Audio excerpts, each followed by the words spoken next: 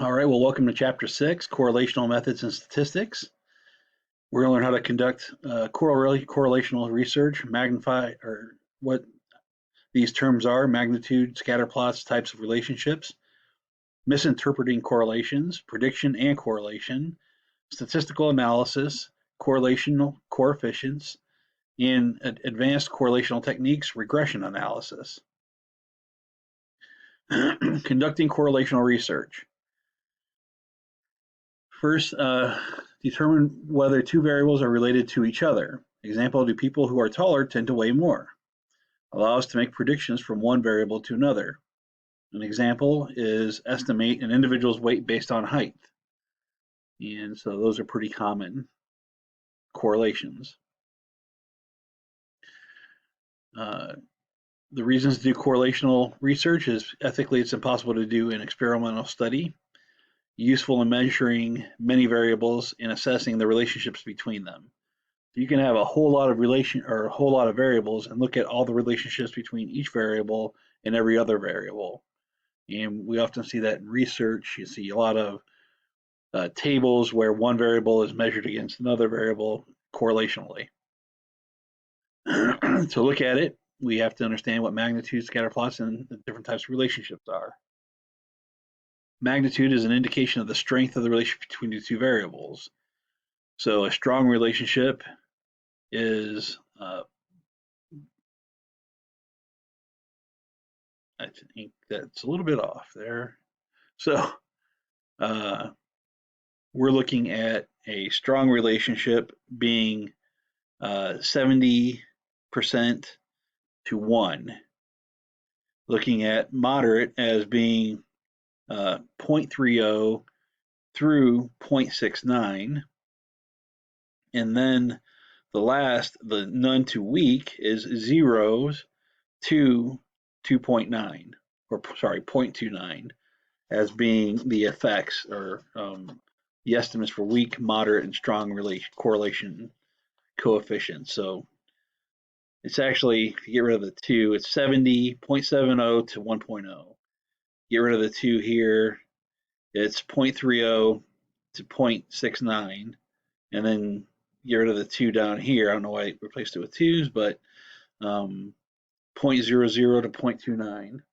And that way you understand that it's plus or minus. So when you're doing correlational research, you can only have a relationship from minus 1.0 to positive 1.0. Any other numbers besides those, you're getting information that's not correlational data. So the magnitude, scatter plots, etc. Scatter plot is a figure that graphically represents the relationship between the two variables. So here we've got height in inches, and we go from 50 inches to 80 inches. And if you recall, 50 to 80, height is a ratio variable because there's a definite 0. Likewise, weight, there's a definite 0. So we are looking at two ratio variables, or data, I should say. And then we have weight in pounds from 80 to 220. And if we see this, it looks like there's a pretty strong relationship, just looking at the data points here. Looks like there's a pretty strong relationship between, positive strong relationship between height and weight, because as height goes up, so does weight. We have lots of different relationships that are available as far as magnitude and scatter plots go. So this one is a linear and it's positive. This one is a linear and it's negative. This one, there's not really any relationship in here. And then there's curvilinear where it's going to go up, it reaches some point, and then it goes back down. So you cannot do correlational research on curvilinear lines like that. You got to use different ways to interpret that data. Okay. So we're looking at basically this type of relationship and this type of relationship.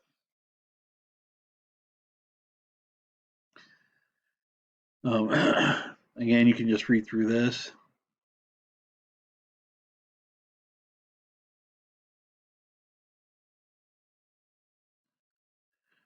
So again, we've gone over this in the first class, the assumptions of causality and directionality. Causality, the assumption that a correlation exists, indicates a causal relationship between two variables. That cannot be assumed. Correlation does not equal causality. Directionality, the inference made with respect to the direction of a causal relationship between two variables. That too is not able to be there. The problem of correlation between two variables being dependent on another. And so that's always a third variable problem. There might always be some other cause to it. A partial correlation, a correlation technique that involves measuring three variables and then statistically removing the effect of the third variable from the correlation and the remaining two variables. So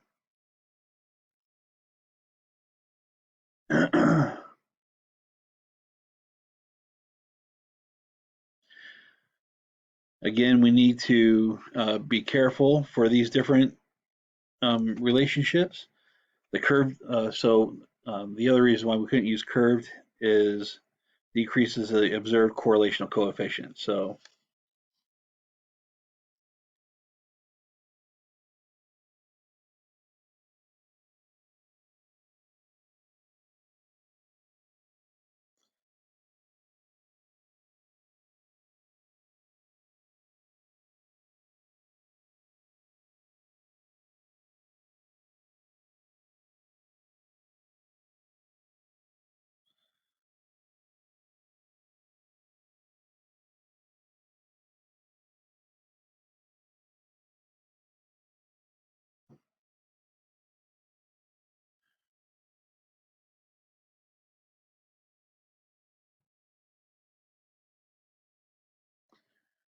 looking at restrictive range, a variable that is truncated and has limited variability.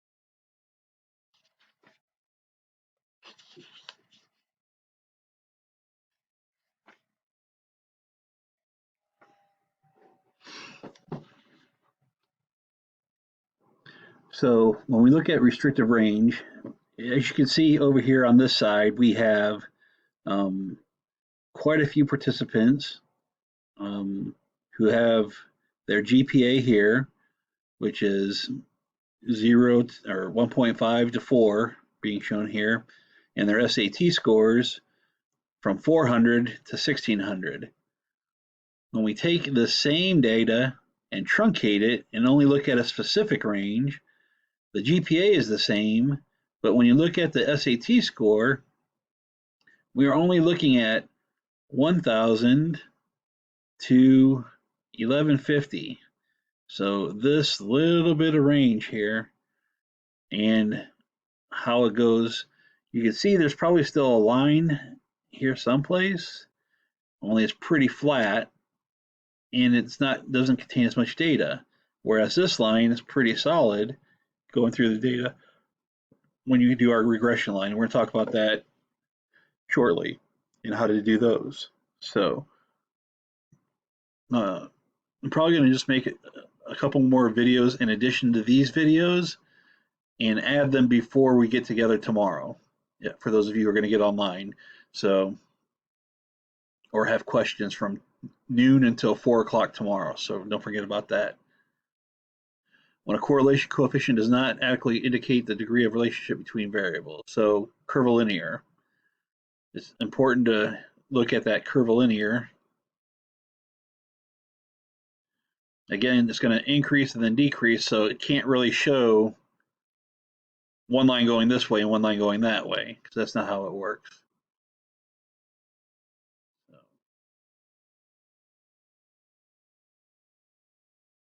when a correlational coefficient does not accurately indicate the degree of the relationship between the variables. Because it goes up and it goes down, we can't determine the actual relationship.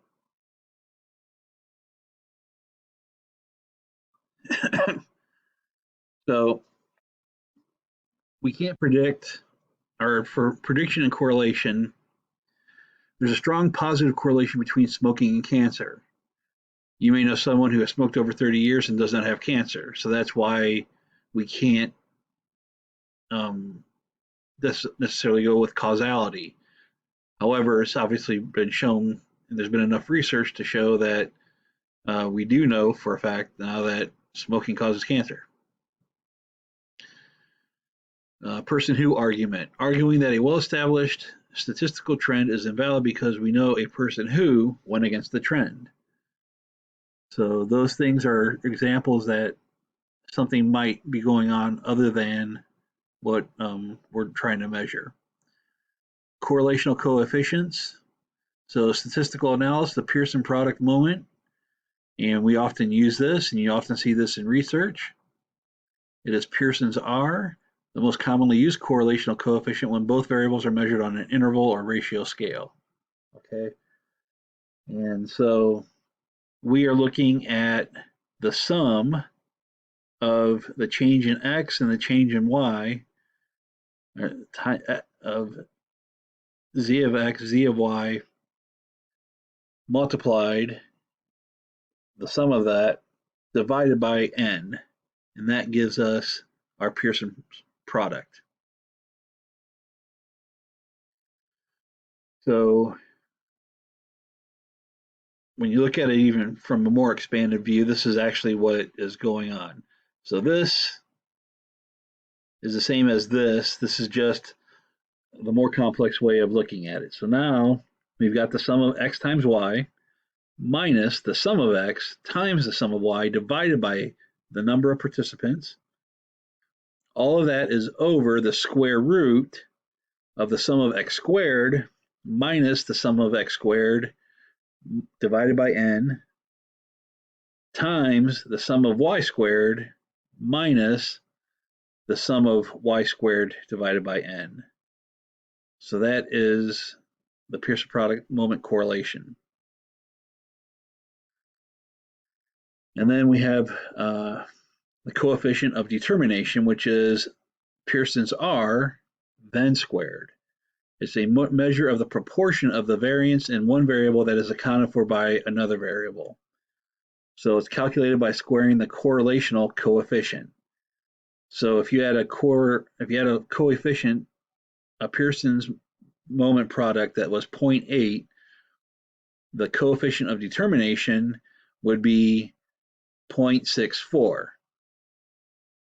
And so that meant that out of that relationship, 64% of it was accounted for by that variable. Correlational coefficients for Spearman's rank order correlation coefficient. This is the correlation coefficient used when one or more of the variables is measured on an ordinal or ranking scale. So notice, and this is important because when we start doing this on your test, you're going to have to look at how the variable is measured, because it's going to determine which coefficient you're going to use. Spearman's rank order, so think of it as of the rank order. Now we're looking at using an ordinal instead of an interval or a ratio scale. So rank order, ordinal, order, ordinal. And you're going to use that method for an ordinal. So like a Likert scale, because remember, ordinal is just in rank order. So first place, second place, third place, fourth place. The difference between the first and the second place could be 2 seconds or it could be 20 minutes. And so that's why it's important to use the right coefficient. Point biserial correlation coefficient, the correlation coefficient used when one of the variables is measured on a dichotomous nominal scale. Okay, so dichotomous meaning two, nominal, so that's the basic function, right? The most basic information that we have. So, for instance, if we used a variable and it was it's either on or off, right? So it's either 0 or 1, and we're looking at you're either Republican or Democrat, let's say. And so people had to force themselves into each one of those categories. It's dichotomous, one or the other. Then you are using point by serial correlation as long as the other variable you're comparing it to is measured on an interval or ratio. So you couldn't use point by serial if you had a rank order or another, if you had another nominal scale. The phi coefficient, the correlational coefficient used when both measured variables are dichotomous and nominal. So now we know if you're comparing males to females or males and females against Republican or Democrat, that would be the coefficient you would use for this. Because now we're looking at two variables that are dichotomous and nominal. So you're going to use the phi coefficient. And here's each one of the types of coefficients. So Pearson, both variables must be interval or ratio. Both variables for Spearman, both variables are ordinal, ranked. Point by serial, one variable is interval or ratio and the other variable is nominal and dichotomous. And then phi, both variables are nominal and dichotomous. And if you notice, you can actually use the R squared for each of them to figure out what portion that particular variable is accounting for the relationship. Looking at the next level of correlation is regression analysis. So regression analysis is a procedure that allows us to predict. So now we get to predict an individual score on one variable based on knowing one or more other variables. A regression line, the best fitting straight line drawn through the center of a scatter plot, indicates the relationship between the variables, height and weight for this group of individuals. You notice it said this group of individuals. If you did this with somebody else, with 20 other people, then you might get a different information, right? So individuals within this group, though, we can see the relationship between height and weight. And that's this line that goes right through it. This line actually has, an mx plus b equals y. So y equals mx plus b. Each of these things is important when you actually use to predict. So this is your y, and I'll do some examples of this tomorrow as well. This is your y-axis, right? So height is the y, weight is the x. Your slope is m, and your slope is run run over height, right? So it's your x over y, and that is how you determine your slope. So from this point to that point is the slope. And so when x equals 110, I can predict that y equals 60, roughly, is what it's trying to say. And that is your regression analysis. Obviously, summary, correlations vary in type and magnitude. Errors are commonly made when interpreting correlations. We went over those types of errors interpretation. There are 4 correlational coefficients. There's Pearson's, Spearman's, point by serial, and phi. Might actually be phi, I'm not sure, I can't remember my Greek. And coefficient of determination and regression analysis provide a tool for predicting from one variable to another. And if you have any questions, I will be on live tomorrow.